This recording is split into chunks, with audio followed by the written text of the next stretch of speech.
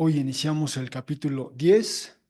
Todo el texto son 16 capítulos, así que estamos avanzando hacia bueno, estamos ya en la segunda parte, por así decirlo, de este documento, acercándonos al clímax, digamos, de esta narrativa. Pero hoy veremos esta primera porción del capítulo 10 bajo este título: Jesús reivindica el orden creado. Va a ser Marcos, el capítulo 10, versículos 1 al 12. Y de hecho, voy a proceder a dar lectura al texto que estaremos comentando, observando, analizando en este segmento. Y les ofrezco esta traducción. Marcos 10 a partir del versículo 1.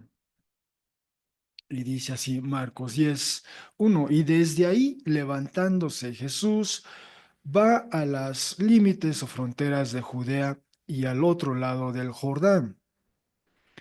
Y vienen juntos o se reúnen juntos de nuevo unas multitudes hacia él.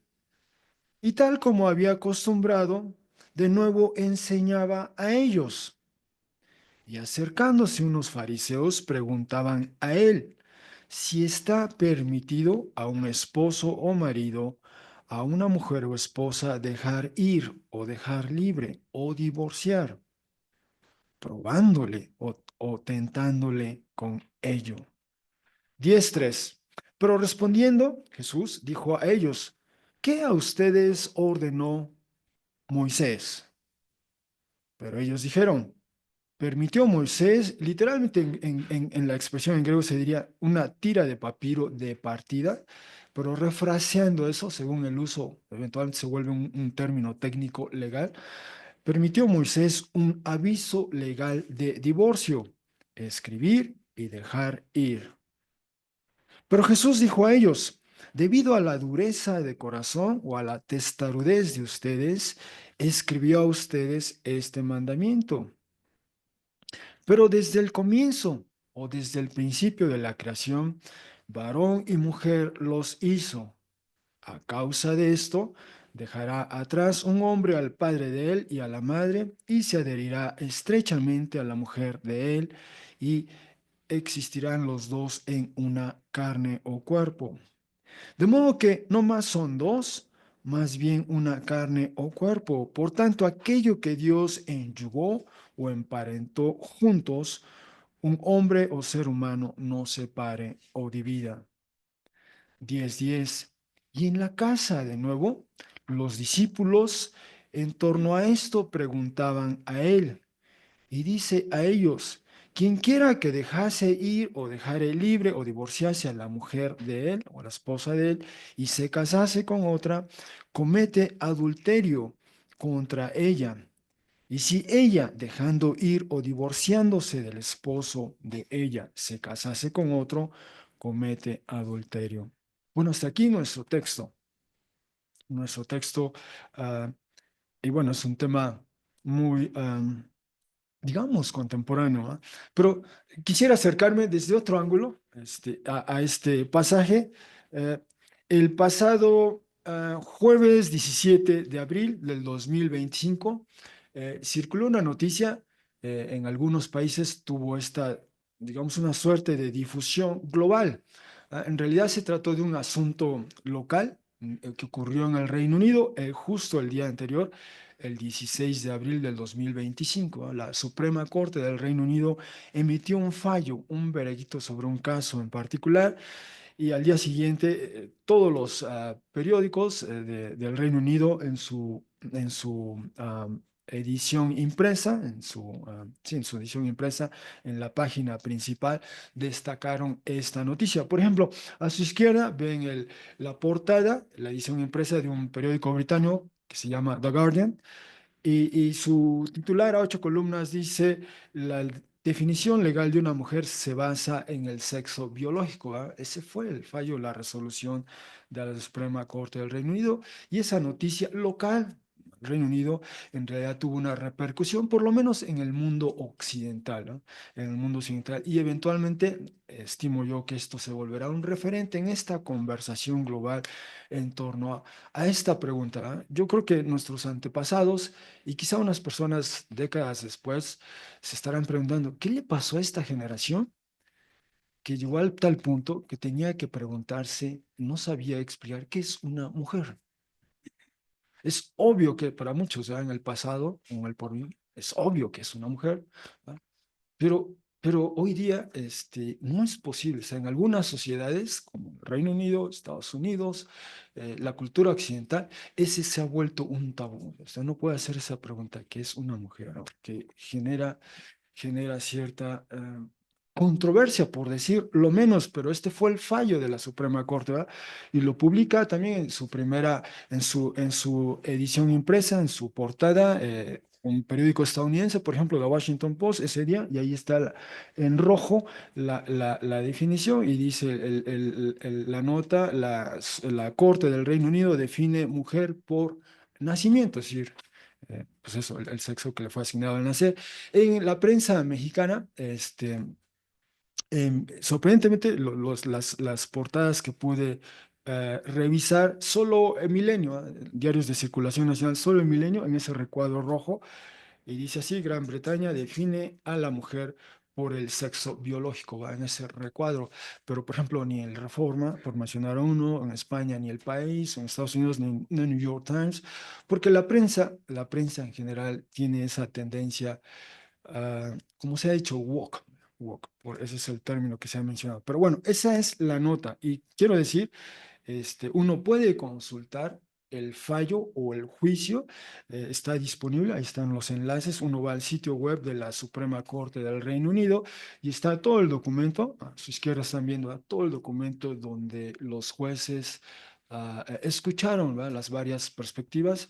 Este caso se da porque hay un grupo, un colectivo de mujeres en el país de Escocia, que es parte del Reino Unido, que apeló al texto de una ley que se conoce como la Ley de Igualdad 2010, ¿ah? Porque fue el año en el que se aprobó esa ley. Y quienes estaban defendiendo el texto hasta ese entonces de esa ley era el gobierno escocés, ¿verdad? Entonces, un colectivo de mujeres de Escocia, este, presentó esa apelación a cortes locales, le fue denegada esa apelación y el último recurso de instancia en el sistema legal allá, muy parecido aquí en ese sentido, fue la Suprema Corte, ¿verdad? La Suprema Corte delibera y falla a favor de este colectivo de mujeres. Fueron mujeres escocesas, ¿verdad? Y en parte la razón es que ellas veían que esta ley les negaba, les restaba su privacidad, por ejemplo el uso, es decir, va uno a un lugar público, digamos, vamos a decir un museo, ¿ah? Y, no sé, bueno, vamos a hablar de un centro deportivo, ¿ah? Hay unos vestidores y hay vestidores para hombres, vestidores para mujeres, ¿ah? Pero si una persona, un adulto, un hombre, voy a asumir como yo mismo, ¿ah? Entonces, yo digo, yo me siento mujer, me creo mujer, y tan solo por ese solo hecho de decir yo que soy mujer, que me siento mujer, que me creo mujer, aunque todo apunta a que soy un hombre, ¿verdad? Puedo ingresar a ese espacio privado para las mujeres y ahí, por ejemplo, yo cambiarme y están las mujeres también cambiándose en ese recinto, en un centro deportivo, en algo que implique ese grado donde la privacidad se ve invadida, ¿verdad? Y entonces esa fue una objeción. Y así como ese caso, muchos otros, ¿verdad? Espacios reservados para mujeres para hombres y entonces hombres que se presentan como mujeres podían ingresar ahí. Eso fue lo que detonó este caso, ¿verdad? Entonces, ¿qué es una mujer? ¿Verdad? Porque ahora cualquier persona, nada más con el solo hecho de decir yo soy mujer, pues ya le tomaban la palabra y sea lo que sea, es mujer, ¿verdad? Esta persona. Y eso generó este caso, ¿eh? Repito, fue escalando porque las cortes locales fallaban o denegaban esta apelación y resuelve la Suprema Corte. Y su fallo lo emitió justamente el 16 de abril del 2025, ¿eh? Y entonces la Suprema Corte, a la vez que da ese fallo, emite también un comunicado de prensa, diríamos en México, Y en ese comunicado de prensa, este es el texto, es uno de los tractos. Dice, ¿de qué trató esto? Dice, el asunto a ser determinado por la Suprema Corte del Reino Unido en esta apelación es uno de interpretación fijada por la ley, es decir, el significado de los términos hombre, mujer y sexo en la ley aprobada Acta de Igualdad 2010. Así comienza ese ¿cómo dije? Comunicado de prensa. Y después el veredicto es este, la Suprema Corte, o sea, lo resume, ¿va? La Suprema Corte del Reino Unido, de una manera unánime, ¿no? Fue unánime la decisión, por cierto, admite la apelación. Ella, o sea, la Corte sostiene que los términos hombre, mujer y sexo en la Ley Acta de Igualdad 2010 se refieren al sexo biológico. Sexo biológico. Entonces, eso va a sentar un precedente en la jurisprudencia británica, pero también internacional, global, sobre todo en esta conversación. Pero repito, todos los argumentos de las partes en disputa están en ese documento, uno puede analizar, y finalmente los jueces que deliberan toman una decisión unánime, eso es lo extraordinario, ¿no? Ah, y bueno, debo decir que digamos, este caso, en realidad es parte de esto que ha ido a esta discusión global, retomo ese término, que se ha dado ya por varios años, ¿no? De hecho, décadas. A lo largo del siglo XX, este fue un término que se empezó a cuestionar, ¿no? Definir qué era una mujer.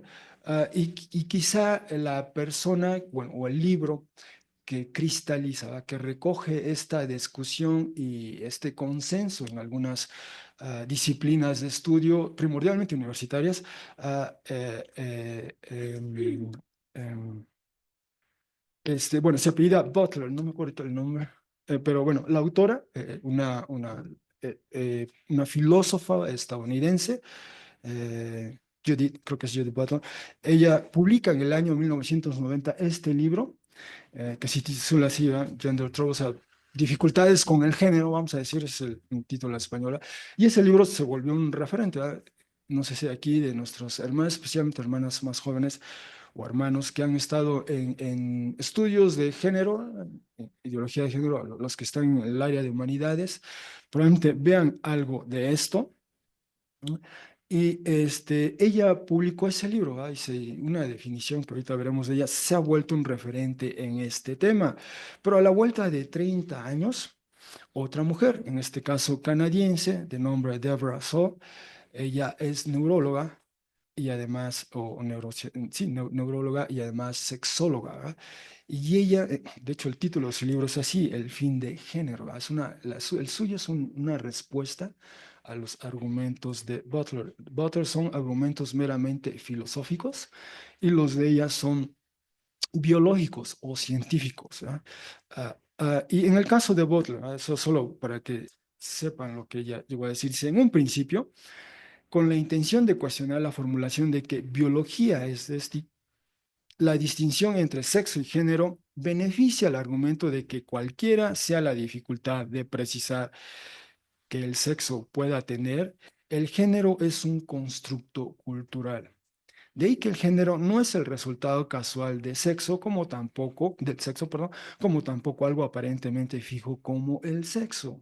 Si el género corresponde a los significados culturales que el cuerpo sexuado asume, entonces no se puede decir que el género es el resultado del sexo de una u otra manera. Llevado a su límite lógico, la distinción sexo-género sugiere una discontinuidad radical entre los cuerpos sexuados y los géneros culturalmente construidos. Asumiendo por un momento la estabilidad del sexo binario, es decir, hombre y mujer, no se infiere que la construcción de hombres se concentrará exclusivamente en los cuerpos masculinos o que mujeres interpretará únicamente cuerpos femeninos. ¿Ah? Este párrafo a lo mejor nos parece un poquito denso, ¿ah? Pero este párrafo es digamos, es el documento básico, ¿va? De la ideología de género. Esta es la definición, este es el fundamento, ¿va? De ahí parte una serie de teorías que elaboran y lo que hace, ¿va? Divide lo que antes conocíamos como sexo y género, eran sinónimos, palabras sinónimas, ¿eh? Y aquí desprende una cosa es el sexo y otro es el género, ¿va? El género se construye y después empieza a cuestionar la definición biológica de sexo.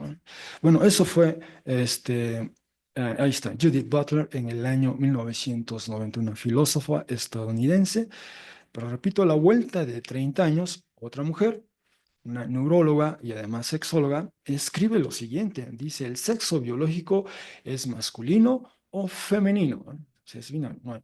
Contrario a lo que comúnmente se cree, el sexo de una persona se define no por los cromosomas o genitales o perfiles hormonales, sino por los gametos, que son células reproductivas maduras. Hay solo dos tipos de gametos, los pequeños llamados espermatozoides que son producidos por los hombres y los grandes llamados óvulos que son producidos por las mujeres. No hay tipos intermediarios de gametos entre los óvulos y los espermatozoides. El sexo de una persona es binario, no es un espectro. Y esta es una definición biológica, ¿verdad? Y es esa la definición a la que se refiere el fallo de la Suprema Corte del Reino Unido. ¿Verdad? Sexo es biológico, entonces es binario, hay hombre y mujer y no más ni menos. ¿Verdad? Similar al sexo, en otro párrafo dice, el género, tanto con respecto a la identidad y expresión, es biológico, no es un constructo social, es una refutación total a lo que dijo 30 años atrás Judith Butler y ni está divorciado de la anatomía u orientación sexual. A pesar de lo que académicos contemporáneos pueden hacerle creer, todas estas cosas están vinculadas. La biología, no la sociedad, dicta si somos típicos o atípicos de género al punto de que nos identificamos con el sexo con el que nacimos y las parejas a las que somos atraídos. Um, bueno, eso es lo extraordinario de este debate o esta conversación global. Además, recientemente, el año pasado, este filósofo, profesor en el Instituto de Tecnología de Massachusetts, MIT, como le llaman, publicó este libro. Y de nueva cuenta, ¿va? Con repercusiones, otra vez, todos estos títulos, ¿verdad? Este, Gender Trouble, o sea, problemas con el género, el fin del género, y problemas con el género otra vez. Este filósofo de origen británico, pero profesor ahora en los Estados Unidos, allá en esta institución, dice lo siguiente, dice, después de estar analizando estas definiciones, ¿verdad? De las varias definiciones de qué es sexo, qué es hombre, qué es mujer, qué es género, y dice lo siguiente en este párrafo, dice, poniendo toda esta evidencia junta, el dictamen de que las mujeres son seres humanos adultos femeninos parece sólido, ¿verdad? Y esa es la definición que se da de una mujer. ¿Qué es una mujer? Es un ser humano adulto femenino, ¿verdad? Pero esa expresión genera una reacción intensa, repito, en círculos filosóficos y de estudios de género. ¿No? Bueno, dice él, y no obstante, nadie en la corriente dominante de la filosofía feminista o los estudios de género lo acepta. Se debe a que han descubierto algunas objeciones decisivas. De hecho, difícilmente hay alguna interacción seria con el dictamen biológico, el que vimos previamente, ¿no? Mucho menos una refutación. Por lo general, los académicos parece que han asumido que debe ser falso, porque Simone de Beauvoir, sí, mi mejor francés, pero aquí está el maestro que me puede corregir, Simone de Beauvoir lo dijo. Lo que es más sorprendente es que ella no lo dijo. ¿Eh? Bueno, ese es otro referente en los estudios de género, Simone de Beauvoir. Pero ahí está, solo quiero decir, ahí está conversación, que es mujer, y que es sexo, que es género, que es hombre, que es mujer. Y repito, nuestros antepasados, una generación atrás o anterior, pues esto era obvio que es cada quien, algo nos ha pasado a nosotros, ¿eh? Y bueno, esta resolución de la Suprema Corte del Reino Unido trae algo de claridad a este debate, a esta discusión, ¿no? Bueno, habiendo dicho eso, este, continuamos ahora sí con nuestro texto. La semana pasada, bueno, hemos estado explorando este texto, Evangelio según Marcos, eventos que narra y que transcurren en la costa este del Mediterráneo en el primer siglo después de Cristo, tercera década del primer siglo. ¿Ah? Y lo último, la última referencia o digamos coordenadas geográficas que nos dio Marcos la semana pasada, el domingo pasado, fue que Jesús está de vuelta en Capernaum. ¿Eh? en Capernaum, donde fue su base de todo su ministerio en Galilea, está de vuelta con sus discípulos y vimos que era posible. Nos dice que estaba en una casa, es posible que estaba en la casa de Simón Pedro y la casa que también era de Andrés. Y ahí, en ese estadía, en esa casa, fue un tiempo de enseñanza para los discípulos. Y si hay algo que recordamos de lo que aprendimos la semana pasada es que Jesús nos llama a servir a todos, ¿verdad? Si aspiramos a ser los más importantes, la vía es, dice Jesús, y eso no lo objeta Jesús, ¿verdad? Si alguien quiere, si alguien desea, la vía es servir a todos, ¿verdad? Ser el diácono de todos, ser el servidor de todos. Y al elaborar sobre las implicaciones de ello, aprendimos que quizá hay en nosotros algunas actividades, algunas rutinas, algo en nosotros de lo que si queremos servir a los demás, si queremos servir bien, quizá tenemos que desprendernos de algo, ¿ah? Hacer un ajuste en nuestra rutina, en nuestros hábitos. ¿Ah? Y Jesús usó el lenguaje un poco fuerte, metafórico. ¿Ah? Si tu mano, o si con tus manos, te hacen que escandalices, pues córtatelas, o tu ojo, tus pies. Fue un lenguaje fuerte, pero el punto es este, ¿ah? Desprendernos de aquello que impida que sirvamos a plenitud a todos nuestros hermanos y hermanas. Esa es quizá la manera en que podemos resumir esa lección. Ahí Jesús en Capernaum. Eso fue lo último que vimos. Y ahora, si procedemos con el texto que estaremos viendo, y empezamos con este primer punto, una pregunta con artimaña. Dice 10:1, desde ahí levantándose, Jesús está en Capernaum, está quizá en la casa de Simón Pedro y Andrés, a los hermanos, quizá en esa casa, pero bueno, está en Capernaum. Y desde ahí, dice, levantándose, va a los límites o fronteras de Judea, es decir, estamos en Capernaum, en la zona norte de Galilea, y Jesús se va a desplazar al sur, a Judea, a las fronteras, y dice, además va al otro lado del Jordán, ¿no? Y vienen o se reúnen juntos de nuevo unas multitudes. Es la primera vez que Marcos habla de multitud, pero en plural, multitudes. Anteriormente ha hablado de una gran multitud o la más grande multitud, y ahora usa en plural unas multitudes, ¿no? Ya se sabía, es decir, en pasajes previos, de hecho en capítulo 3:7 nos decía, gente venía del sur, Jesús estaba en Galilea, en el norte, allí en Capernaum, ¿ah? Gente venía desde Jerusalén, desde Judea, desde el sur, venía y desde otras regiones incluso, ¿ah? Algo hay con Jesús, algo tiene Jesús, ¿verdad? ¿Quién es Jesús? ¿Verdad? Bueno, ahora viene Jesús, o va hacia de Galilea al sur, hacia Judea, y por ahí, por el lado del Jordán. Y de hecho, para ubicarnos mejor, allí en la flecha roja se apunta a dónde está Capernaum, ¿verdad?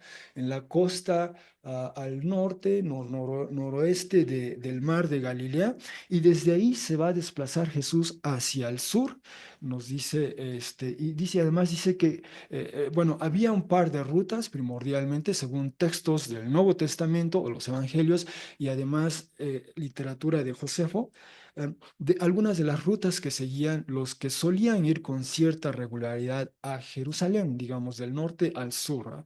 Y en el mapa a su derecha pueden ver una ruta en color quizá rojo-naranja y otra en color verde. Y ambas rutas las circuló Jesús, ¿ah? Por los evangelios sabemos que, ¿recuerdan el famoso episodio del encuentro de Jesús y la mujer samaritana? Bueno, era uno de esos trayectos en que Jesús decide ir del norte al sur o del sur al norte vía o cruzando el territorio de Samaria, por ejemplo, ¿ah? Entre Galilea y entre Judea. Entre Galilea y entre Judea, en medio está Samaria, ¿eh? Y algunos judíos, de hecho lo dice José, o sea, había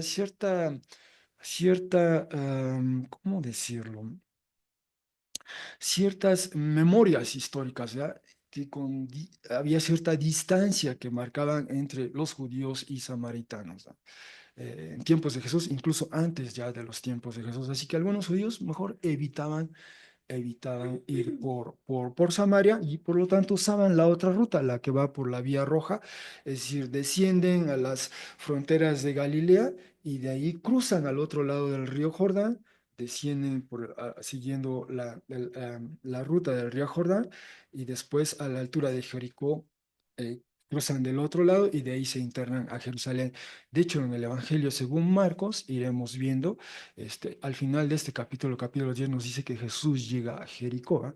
Entonces, muy posiblemente lo que nos quiere decir aquí el texto es que Jesús y sus discípulos, ya les había dicho que van hacia allá, tienen que ir al sur, ¿verdad? Siguen la ruta color naranja, ¿verdad? Es decir, cruzan el río, van del otro lado del río, van descendiendo y de ahí van de nueva cuenta a cruzar el río a la altura de Jericó, hacen escala en Jericó y de ahí hacia Jerusalén. ¿Va? Esos eran los rumbos, los territorios de Juan el Bautista. Y ahorita vemos a ello, ¿eh? Pero ese es el punto. ¿Eh? Jesús está en movimiento. ¿Eh?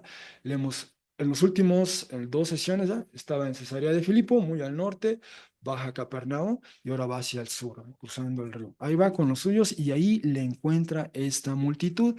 Y dentro de esa multitud, nos dice el versículo 2, se acercan o acercándose unos fariseos. Ya les conocemos a ellos, ¿ya? Les hemos visto en 2:16, 2:24, 3:6, 7:1, 7:5, 8:11. Ahí están los fariseos, cada vez con sus preguntas, ¿eh? Y ahorita volveremos a algunas de ellas. Y nuevamente aquí no fue la excepción, ¿no? Está Jesús ahí y está rodeado de esta multitud y le preguntan a él, ¿eh? Al margen de la pregunta, observa Marcos, le preguntaban probándole, tanteándole, tentándole, ¿verdad? Había una intención velada en la pregunta, al margen de cuál era la pregunta, que ahorita la vamos a abordar, esa era la intención, ¿verdad?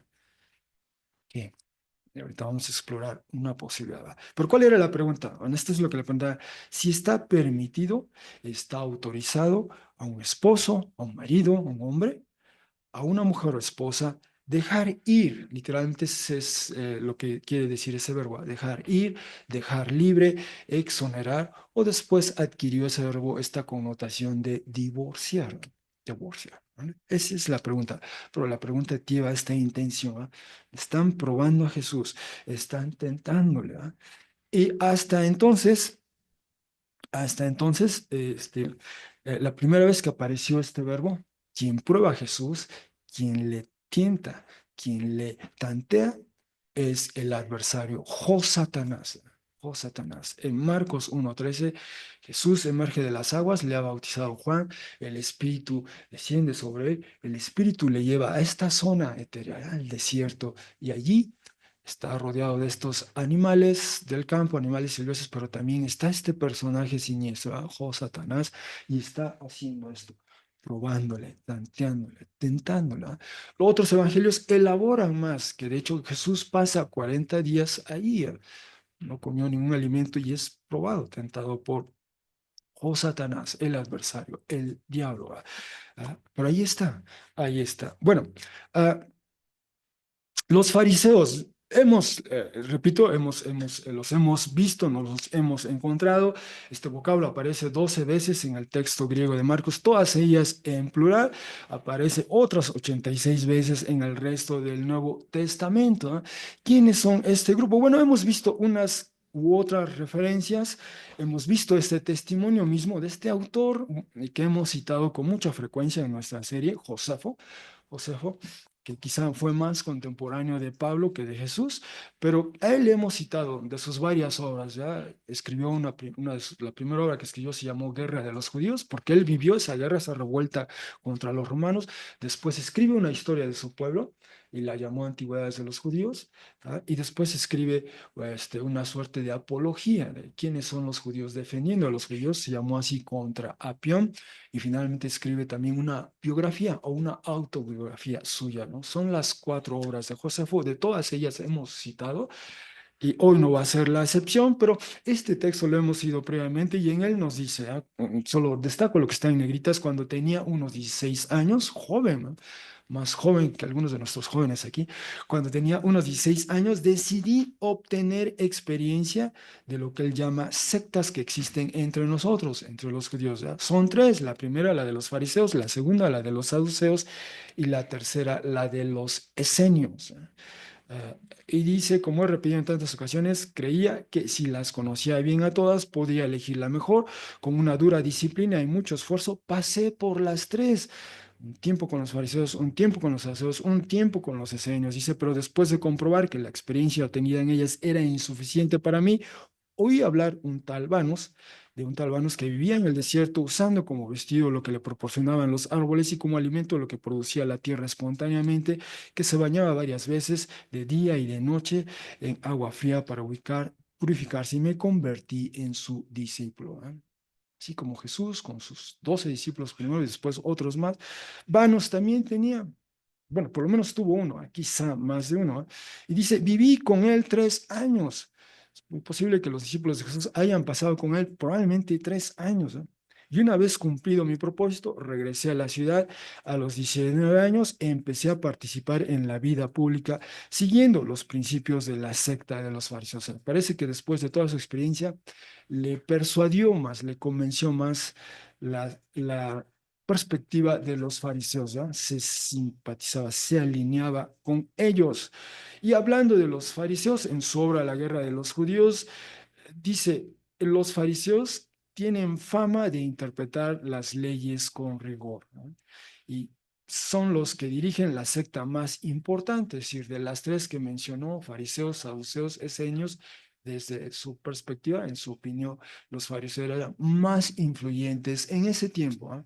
En los tiempos de Jesús, en los tiempos en los que inicia la iglesia o el movimiento de Jesús, digamos, eran ellos en el parecer, al parecer de uh, Josefo mismo, ¿no? Ahora decía, Jesús se desplaza de Capernaum, va al sur, y en realidad lo que hace Jesús es ir a los rumbos donde estaba Juan el Bautista. El Evangelio mismo, el Evangelio de Marcos, comienza diciendo 1:4, apareció Juan. Este Juan es el que después llamamos Juan el Bautista, no Juan el discípulo de Jesús. Este es Juan el Bautista. Dice, apareció Juan, quien sumerge en agua en el desierto, ¿eh? O sea, en esa zona desértica, por ahí estaba el río Jordán, ¿ah? Ahorita como lo vimos en el mapa, y él allí bautizaba. Y Juan proclama en voz alta una sumersión o un bautismo de arrepentimiento para perdón de pecados, y salía hacia él toda la región campirana judía, ¿no? Judía, al igual que los jerosolimitanos. Ese es el gentilicio de los habitantes de Jerusalén, ¿no? Jerosolimitano.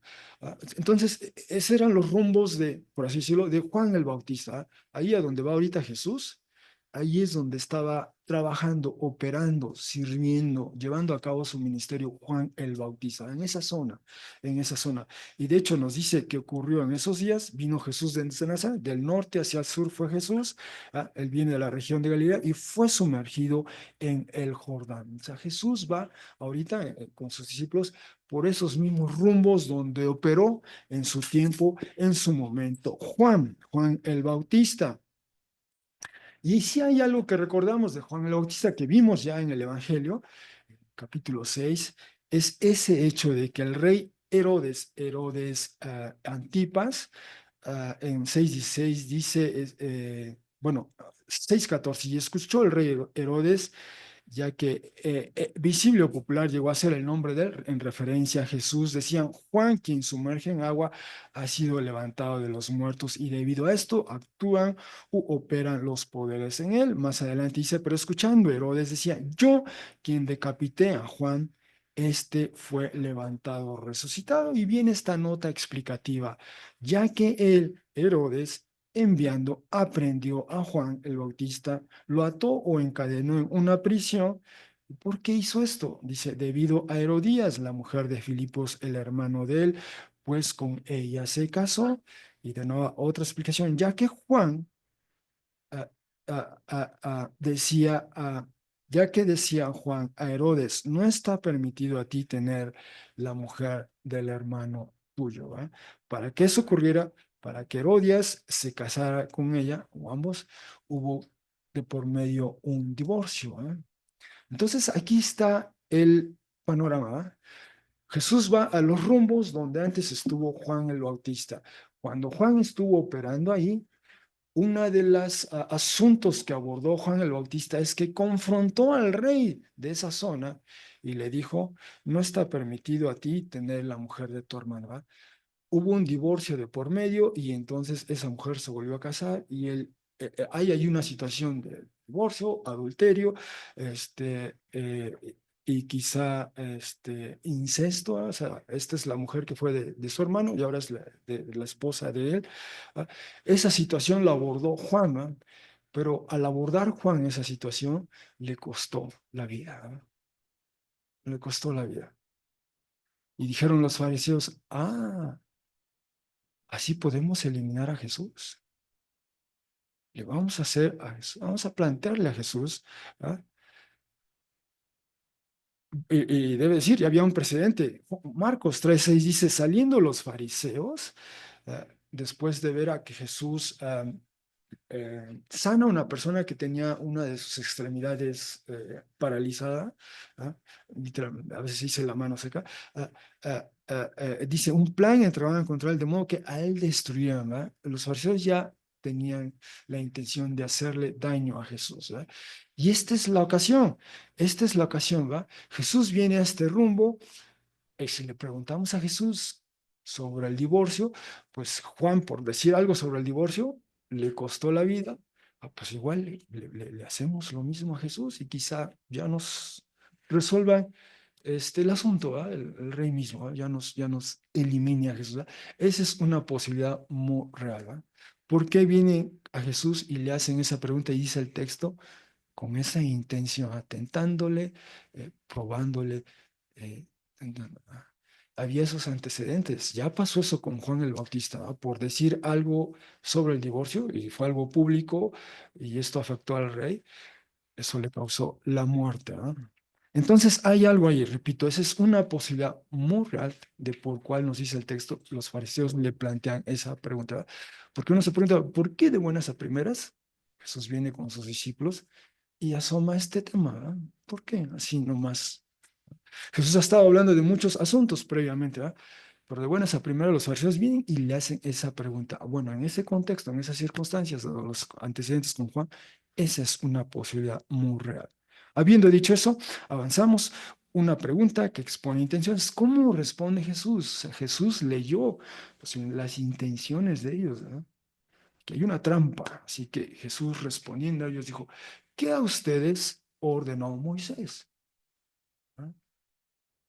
Ellos dijeron, permitió Moisés, usando este término técnico legal, un aviso legal de divorcio, escribir y dejar ir, ¿verdad?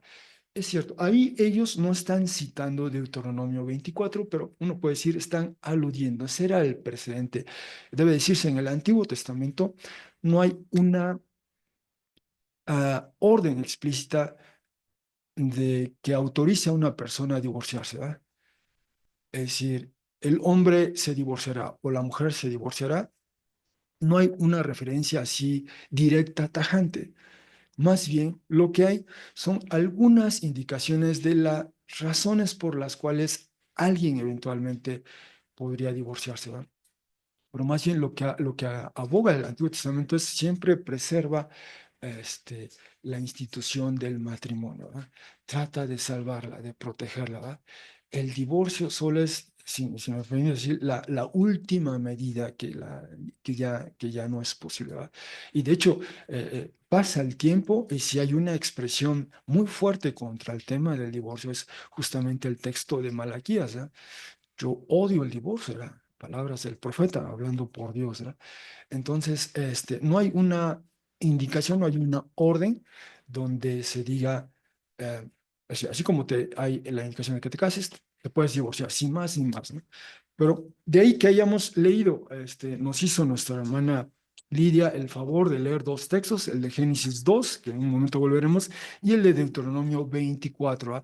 Ese es el texto donde nos da en un matrimonio, en ese entonces, ¿ah? Especialmente el hombre, si observaba algo en su mujer, eventualmente había esa concesión de que podía dejarla ir, ¿no? O usar ese término, darle este aviso legal de divorcio, ¿no? Ah, y eso es la pregunta de Jesús, ¿eh? Si a Jesús le hicieron una pregunta, él hace esta pregunta. Bueno, ¿qué dice? Primero, la autoridad que ustedes reconocen, ¿verdad? Los fariseos, pues reconocían, como ya vimos, interpretaban con rigor la ley de Moisés. Bueno, ¿qué dice Moisés al respecto? Y esta es la respuesta de ellos. Pero Jesús entonces comienza a ofrecer un contraargumento, pero Jesús dijo a ellos, debido a la dureza del corazón o a la testarudez de ustedes, escribió a ustedes este mandamiento. Y otra vez Jesús vuelve con el tema del corazón, vuelve con ese tema. Ah, ahora, debo decir, este es probablemente el año 30 después de Cristo. ¿Cuál era? ¿Qué se decía? ¿Qué decía la sociedad, la cultura, si se quiere, allí en la que vivió Jesús? Bueno, había esta perspectiva mayoritaria judía del divorcio en tiempos de Jesús. Por ejemplo, este texto judío no canónico, eclesiástico, o también se conoce como Ben Sirá, dice así, hablando de una mujer, a la mujer que califica como malvada, dice corazón abatido, rostro sombrío, herida del corazón es la mujer malvada, manos caídas y rodillas vacilantes, la mujer que no hace feliz a su marido. Por la mujer empezó el pecado y por su culpa todos morimos. Esto dice este texto. No des salida al agua ni libertad de palabra a la mujer malvada. Si no se comporta según tu voluntad, apártala de tu lado. En otras palabras, divórciate de ella, ¿va? Sin de ella. Este era un texto, ¿va? Otro más de otra fuente, la Mishnah recoge un tratado y todo un tratado en la Mishnah. Repito, esta es ya tradición rabínica. Y Jesús, recuerden, Marcos 7, justamente los fariseos le hacen la pregunta, oye, ¿por qué tus discípulos comen pero no se lavan las manos? ¿Ya? ¿Por qué no siguen la tradición? Dicen los fariseos. La tradición, nuestras tradiciones, que ya vimos era una tradición rabínica, y Jesús ofrece un contraargumento. Jesús va más allá, ¿va? Por encima de la tradición humana o rabínica estaba la escritura, ¿va? Jesús los lleva a la escritura y les dice, más que el problema de lavarse las manos, dice, lo que tú comes no hace impuro, más bien lo que hace impuro al ser humano, lo que lo desacraliza es lo que sale del corazón.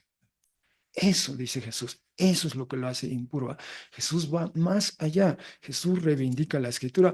Y bueno, en ese momento citamos la Misná. Y aquí otro texto de la Misná dice lo siguiente: la escuela de Samaya afirma, nadie se divorciará de su mujer a no ser solo si encuentra en ella indecencia, ya que está escrito, porque encontró en ella algo ignomioso. Y esto parece ser una alusión a Deuteronomio 24, el texto que leímos, bueno, nos ha leído por eso. Luego hay otra postura, la escuela de Gilel enseña, incluso si lo deshonró, ya que está escrito, porque encontró en ella algo ignominioso.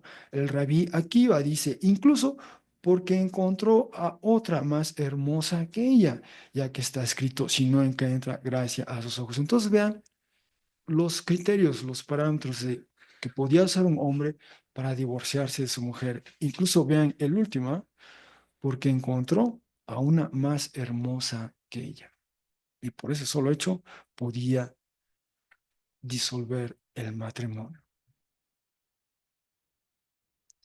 De hecho, hablando de Josefo mismo, ¿ah? El que leímos que estuvo con los fariseos, con los saduceos, con los esenios, y después con este otro hombre, finalmente regresa, sigue los lineamientos de los fariseos. Él comenta en su autobiografía, llegó el momento en que él se fue a Roma, una vez que dice, después que Tito hubo reprimido los disturbios de Judea, se acabó la revuelta judía, los romanos aplastaron la revuelta judía, eso fue el año 70, destruyeron Jerusalén, destruyeron el templo. Eventualmente Josefo va a Roma, va con el auspicio del emperador Vespasiano, su hijo Tito y después su otro hijo Domiciano. Allá está viviendo en Roma. De hecho, ahí dice en 423, a nuestra llegada a Roma recibí toda clase de atenciones de Vespasiano. Vespasiano ya era el emperador romano entonces, ¿no? Me alojó en la casa que había sido suya. Antes de subir al poder, me honró con la ciudadanía romana, me asignó una pensión. Ah, estaba muy bien él, pero dice en 4:26, por ese tiempo, descontento de la conducta de mi mujer, me divorcié de ella. Me había dado 3 hijos, 2 de ellos han muerto, el otro, al que llamé Hircano, vive. Más tarde me casé con una mujer de raza judía que había vivido en Creta. Pero ahí tenemos a una persona que tuvo sus razones y dice, descontento de la conducta de mi mujer, me divorcié y después se vuelve a casar, ¿no? Entonces, esa era la perspectiva que predominaba en tiempos de Jesús, ¿ya? antes, un poco antes de Jesús, durante el tiempo de Jesús, posterior al tiempo de Jesús. Aquí ya estamos hablando por lo menos después del año 70, quizás 72, 73, y en Roma. Pero él hizo el Josefo un judío. Ahora, debe decirse que había una voz minoritaria que estaba en contra del divorcio.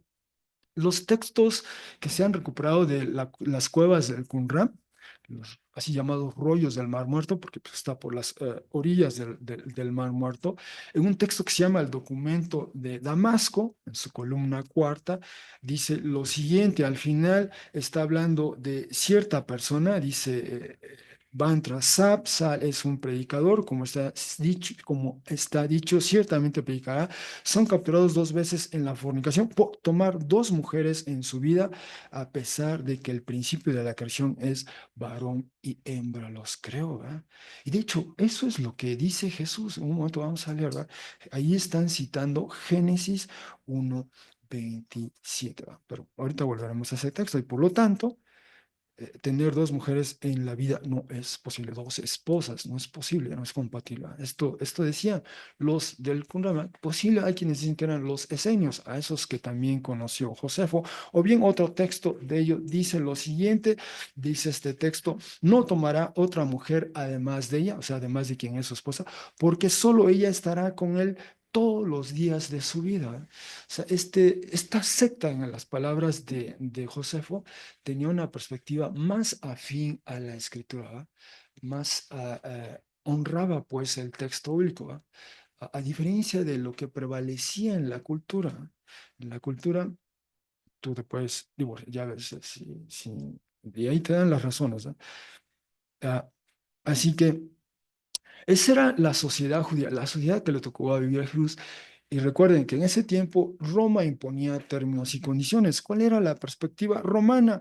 Bueno, en la jurisprudencia romana, esta que se ha podido preservar, recopilar, especialmente la que promovió Justiniano, un emperador ya del siglo quizá cuarto, quinto, sexto, él pidió que se recopilara toda esta jurisprudencia romana y en ellas dice este texto, en el libro 24 de la así llamada Digesto de Justiniano, en su primer artículo dice, Paulo, comentario al edicto, libro 35, el matrimonio se disuelve por el divorcio, por la muerte, por el cautiverio o por otra servidumbre que sobrevenga a cualquiera de los cónyuges. En la sociedad romana estaba sancionado el divorcio, ¿eh? Ocurre. Y si uno lee las biografías de los emperadores, ocurría con mucha frecuencia entre ellos, ¿eh? O de la sociedad. Era parte, pues. ¿Eh? Así que lo que Jesús está planteando es algo en un sentido contracultural, ¿no? Y a eso vamos, ¿no?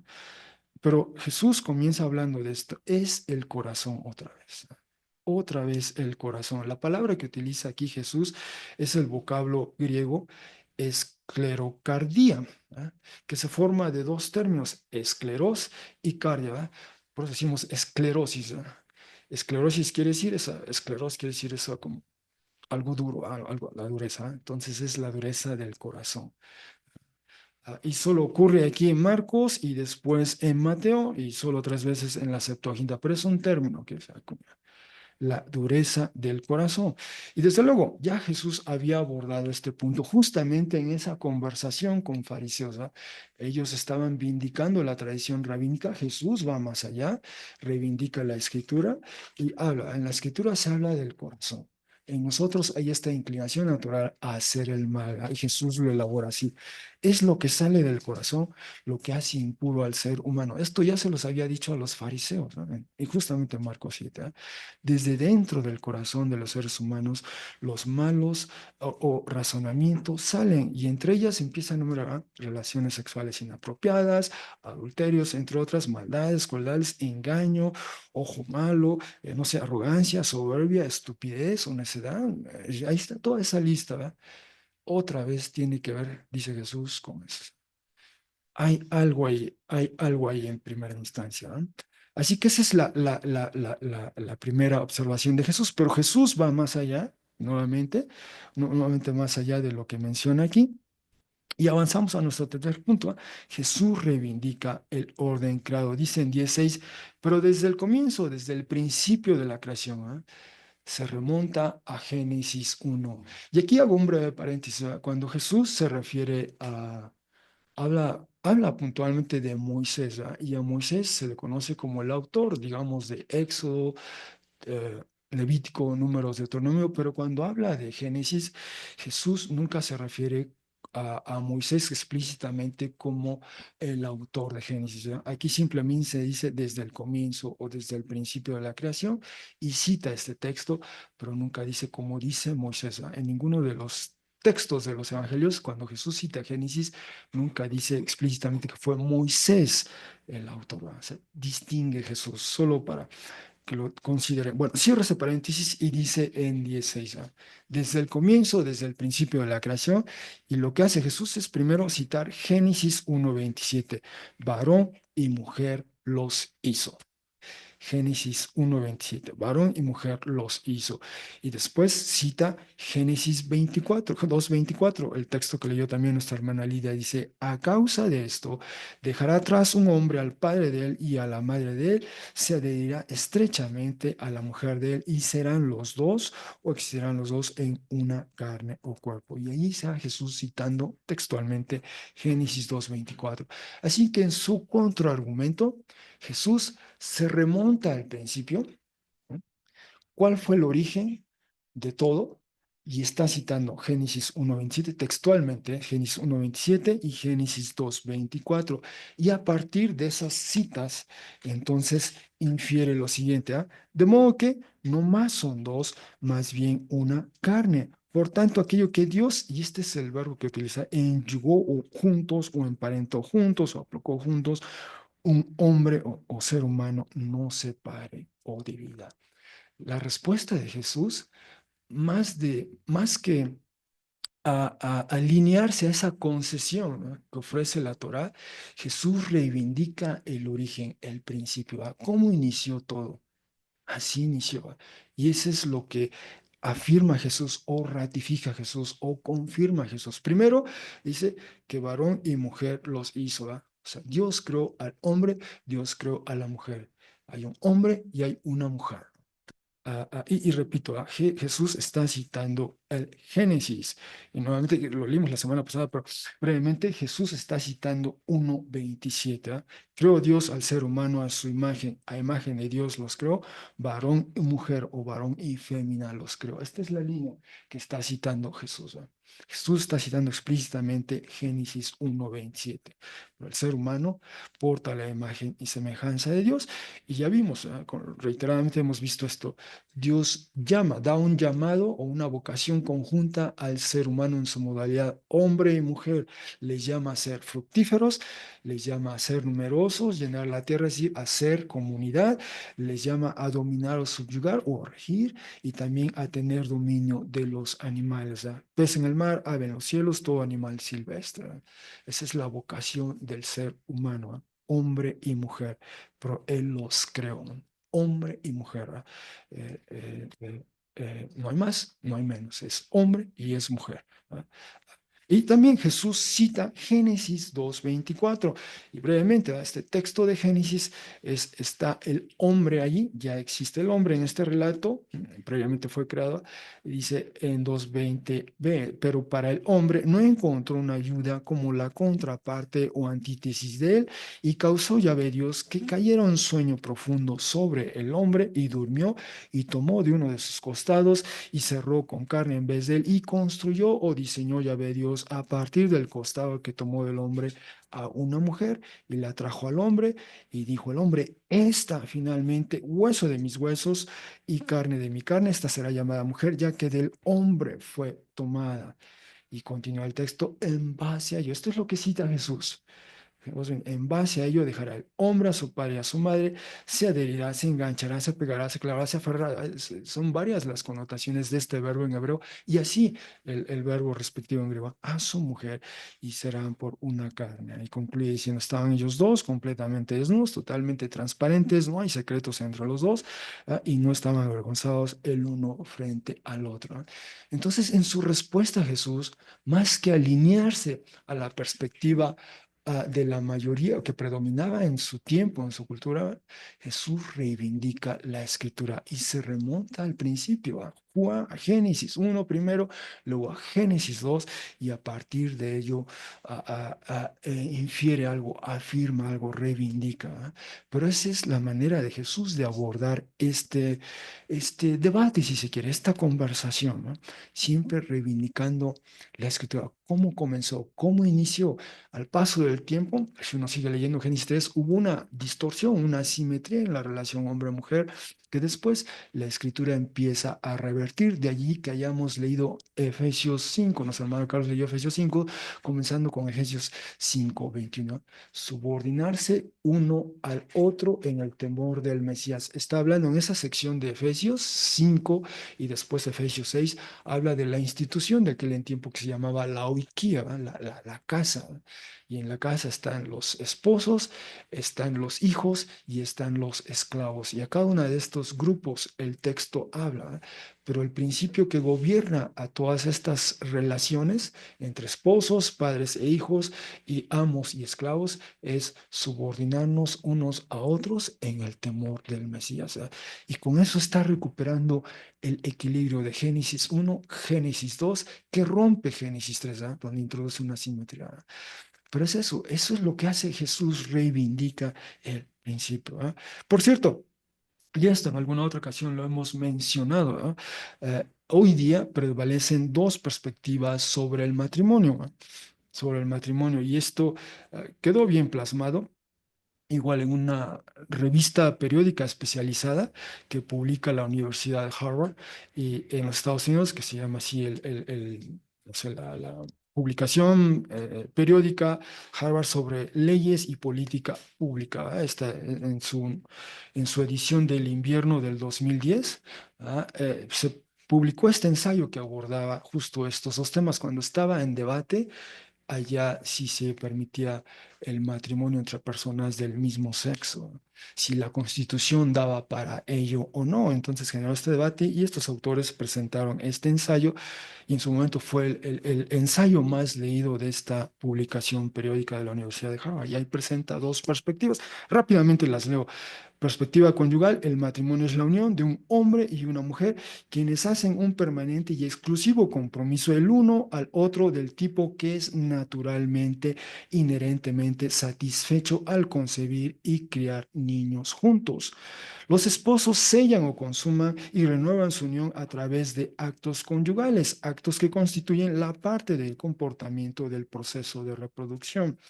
El matrimonio es valioso en sí mismo, pero su orientación inherente a concebir y crear niños contribuye a su estructura distinta, incluyendo normas de monogamia y fidelidad. Este vínculo al bienestar de los niños también explica por qué el matrimonio es importante para el bien común y por qué el Estado debería reconocerlo y regularlo. Esa era una perspectiva. Y está la otra perspectiva que se ha dado en llamar la perspectiva revisionista. Dice: el matrimonio es la unión entre dos personas, sean del mismo sexo o de sexos opuestos, quienes se comprometen románticamente a amar y cuidar el uno del otro y a compartir las cargas y beneficios de la vida doméstica. Es esencialmente una unión de corazones y mentes reforzada por cualquier forma de intimidad sexual que ambas personas consientan. El Estado debería reconocer y regular el matrimonio porque tiene un interés en acuerdos románticos estables y en las necesidades concretas de los esposos y cualesquiera niños que escojan, ¿va? Pero vean lo distinto que es una de la otra. Y como una se enfatiza o es afín al orden natural de las cosas. Pero, o sea, en estos debates se utiliza mucho el orden natural, la ley natural, como se menciona en la jurisprudencia. Bien, finalmente. Esa fue la respuesta de Jesús, repito, reivindica el texto, la escritura. ¿Ah? De ahí parte Jesús, de ahí parte, antes que... ¿ah? Y Jesús estaba muy al tanto de lo que ocurría en su alrededor, no solo en la cultura judía, sino más allá en la cultura romana. 10:10, ya en la casa de nuevo. ¿Cuál casa? No nos dice el texto. ¿En qué trayecto está Jesús? Solo nos dice que se ha acercado a esta zona, hacia el sur, está del otro lado del río. Alguien le ofreció hospedaje a algunos de sus discípulos, le de su amplia red de discípulos, le ofreció hospedaje quizá allí ya en la casa, nuevamente dice con los discípulos, los 12 y quizá otros más que venían con él. ¿Ah? Lucas habla también de mujeres, de un grupo más amplio, ¿ah? Y aquí no precisa cuántos, ¿ah? Pero los discípulos, ¿ah? Se acercan a él y dicen, preguntan, y recordemos las dos últimas ocasiones, los discípulos ya no preguntaban a Jesús, pero ahora sí preguntaron, ¿verdad? Bueno, y eso, ¿qué implica todo eso? Y dice Jesús, dice ellos, quien quiera que dejase ir libre o divorciase a la mujer de él y se casase con otra, comete adulterio. Y viceversa, ¿verdad? Si ella, dejando ir o divorciándose del esposo de ella, se casase con otro, comete adulterio. O sea, la implicación de lo que acaba de decir Jesús, ¿verdad? La implicación de esta enseñanza en Génesis 1 y Génesis 2 es que siempre la perspectiva del matrimonio será en el horizonte a largo plazo, como suele decirse, hasta que la muerte los separa. Recordemos, la ley romana contemplaba ya, ¿cómo concluía el divorcio? Pues eso, la muerte natural, perdón, ¿cómo concluía un matrimonio? Perdón, por muerte natural, por divorcio, porque pasaba un evento y caían como esclavos estos cónyuges, etcétera, ¿va? Pero en la escritura no es así, siempre la escritura es el horizonte del matrimonio, es a largo plazo. De ahí que, de ahí que cuando llegue el momento de uno de decidir casarse, es un asunto serio, ¿ah? Es de por vida. Y así que hay que tomárselo con esa seriedad, ¿ah? ¿Con quién se va uno a casar? Eso es algo que hay que tomárselo muy en serio, cualquiera de los cónyuges, ¿ah? Pero esa es la perspectiva del horizonte, es a largo plazo hasta que la muerte lo separe, como solemos decir. Y entonces aquí Jesús habla de la reciprocidad en los cónyuges, ¿va? Cualquiera de los cónyuges, dice Jesús, puede, puede tomar esa decisión de dejar ir al cónyuge, ¿va? Si es el hombre a la mujer o viceversa, la mujer al hombre. Esta es una novedad, ¿no? Ya vimos que en la cultura del tiempo es más bien el hombre el que deja ir a la mujer, ¿va? Siempre en el hombre recae esa prerrogativa y aquí Jesús eh, habla de una, en ese sentido, de esa simetría, ¿va? En el Nuevo Testamento se reivindica la simetría en la relación hombre-mujer, ¿va? No tengo aquí ahorita a la mano el texto de 1 Corintios 7 del 2 al 4, pero con mucho gusto se los hubiera leído. Y ahí es un texto que, como ningún otro en el Nuevo Testamento, habla de esa reciprocidad en la relación hombre-mujer, ¿verdad? O como bien vimos, Efesios 5:21. Pero aquí está, cualquiera que tome esta decisión y resuelva casarse, ¿verdad? Aquí el punto es que se vuelve a casar, comete adulterio, ¿verdad? Es decir, tomar a la ligera el matrimonio, y ya vimos las causas, ¿verdad? Incluso una de ellas decía, porque le pareció más hermosa la otra mujer y simplemente ya para él esa persona era razón suficiente de desprenderse de esta. Y cuántas historias no hemos escuchado así, hermanos, pero ¿ah? Solo debo decir, que se dio este caso.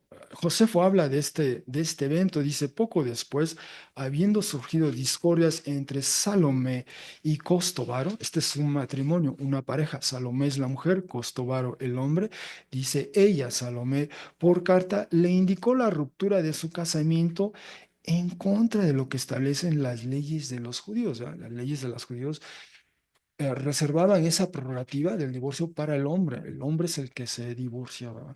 Pero aquí la mujer es la que lo está haciendo. Dice, este derecho entre nosotros está reservado al marido. Y en cuanto a la mujer aún repudiada, no puede casarse con otro sin el consentimiento del primer marido. Salomé no se atuvo a la ley nacional, es decir, a los usos judíos, sino a lo que era de su agrado. Repudió el matrimonio, informó a su hermano Herodes que se había apartado de su marido por devoción a Herodes, porque había comprobado que Costovaro, Antípate y Lisímaco y Dositeo conspiraban contra él. Ahí da la razón. Pero hubo este caso, ¿verdad? Una mujer que decidió, y en testimonios romanos, de la literatura romana, hay mujeres que también emprendieron ellas su divorcio, ¿ah? Ocurría de ambos lados. Ah, ah, y debo decir, ¿ah? Jesús en este pasaje en particular, su respuesta, ¿ah? Está, está reivindicando el principio, o sea, invita a sus oyentes, entonces están los fariseos, pero recordemos, están estas multitudes alrededor de él, y todos escuchando ávidamente. ¿Qué va a decir Jesús al respecto? ¿Ah? Y Jesús lo que dice es, reivindica primero la institución del matrimonio. ¿Ah? ¿Cómo fue al principio? ¿Ah? ¿Cómo es al principio? Y habla de hombre y mujer, porque también hay textos donde incluso, un caso muy famoso fue el emperador Nerón, ¿verdad? Que él celebró un matrimonio con otro hombre, él vestido de mujer. ¿Ah? Es decir, todo esto que hoy escuchamos ya ha ocurrido antes, ¿verdad? Entonces, Jesús afirma, es un hombre, es una mujer, es un matrimonio heterosexual, ¿verdad? Tiene esta exclusividad, es monógamo, ¿verdad? Y es de largo plazo, de por vida. ¿Verdad? Eso es lo que está reivindicando Jesús, ¿eh? En su respuesta y solamente está apelando a la escritura Jesús, ni más ni menos, no está apelando a ninguna otra perspectiva de tradición, está apelando a la escritura que posiblemente es autoridad también para sus interlocutores, para los fariseos, ¿eh? Pero ya con sus discípulos. Va un poquito más allá y elabora sobre estas implicaciones. Debo decir, en el resto del Nuevo Testamento e incluso en los Evangelios, Mateo 5:32 o el texto paralelo de Mateo 19, Jesús admite que aquí en esta respuesta, quien quiera que se divorciase, ¿va? Y abre la posibilidad de, a menos que sea por causa, y usa el vocablo griego porneia, ¿va? A menos que sea por porneia. ¿Y qué es porneia? Bueno, porneia es un término que admite varias connotaciones, pero en general podemos ser como una relación sexual inapropiada. De hecho, en el documento que algunos de ustedes tienen de lo que llamamos la praxis de iglesia, cómo hacemos las cosas aquí en la iglesia, en esta iglesia en particular. En ese documento que algunos tienen, en la página 9, en el inciso, quizás el inciso B en esa página 9, viene este párrafo o este apartado, dice, de igual modo, el modelo bíblico de la relación hombre-mujer solemniza en un matrimonio. Perdón, de igual modo, el modelo bíblico de la relación hombre-mujer solemnizada en un matrimonio resiste la tendencia contemporánea de configurar un matrimonio fugaz o de corta duración que puede disolverse bajo cualquier excusa, divorcio express, ¿verdad? Esa era una de las peticiones que se hicieron hace algunos años para incorporarlo en el Código Civil Federal aquí en México. Bueno, si bien Jesús concedió que un matrimonio podía dar lugar a la separación debido a la relación sexual inapropiada por parte de uno de los cónyuges, y ahí están las citas, Mateo 5, 32, 19, 9, lo que es más, el apóstol Pablo contempló la separación de los cónyuges cuando ambos son creyentes o tienen fe en Jesús. Eso es un caso que Pablo enumera en 1 Corintios 7, y otros dice, aunque Pablo no ofrece una causa puntual o precisa para tal separación, pero quien llegara a separarse debería permanecer sin casarse o bien procurar la reconciliación con el cónyuge del que se ha separado. La otra posibilidad era cuando uno de los cónyuges tiene fe en Jesús y el otro no, 1 Corintios 7, 15. Y en general, este es el criterio paulino, el criterio del apóstol Pablo. ¿Ah? A shalom o a bienestar o a plenitud o a paz nos ha llamado Dios en esa relación, ¿no?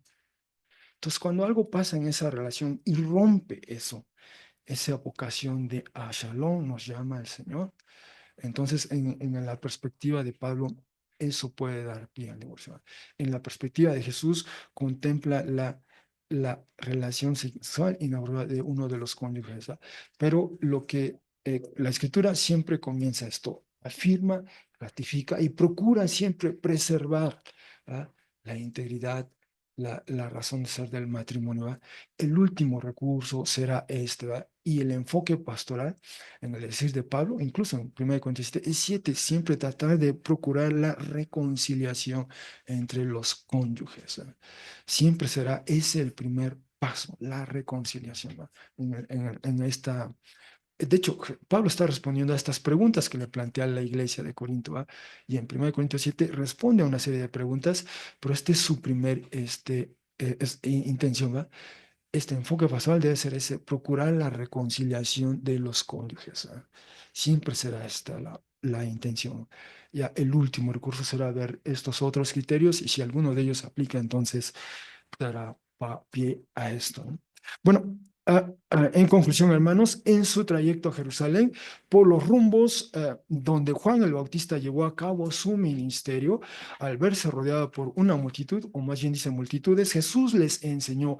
Esa fue la ocasión para la pregunta con artimaña. Ya vimos que le plantearon los fariseos en torno al divorcio. El tema del divorcio fue uno con el que confrontó Juan el Bautista al rey Herodes Antipas, lo que le causó que le encarcelara primero y eventualmente le decapitara.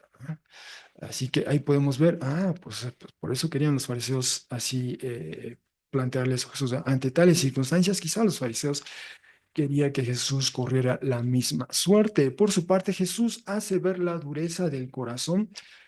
Bueno, no, quizá no de los fariseos, la dureza del corazón en sí de la sociedad, de la comunidad, y ofrece un contraargumento bíblico al reivindicar el orden original de la creación, particularmente el matrimonio. Ahí cita Génesis 1:27, cita textualmente Génesis 1:27 y cita textualmente Génesis 2:24.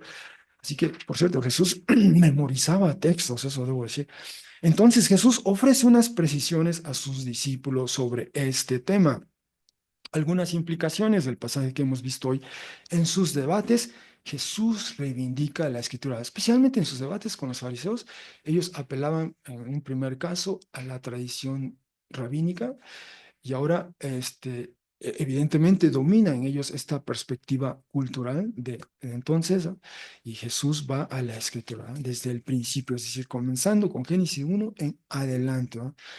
Y en nuestras conversaciones o argumentos con otros, también nos remitimos a la autoridad de la escritura. Ese es un buen precedente que nos ha dado Jesús.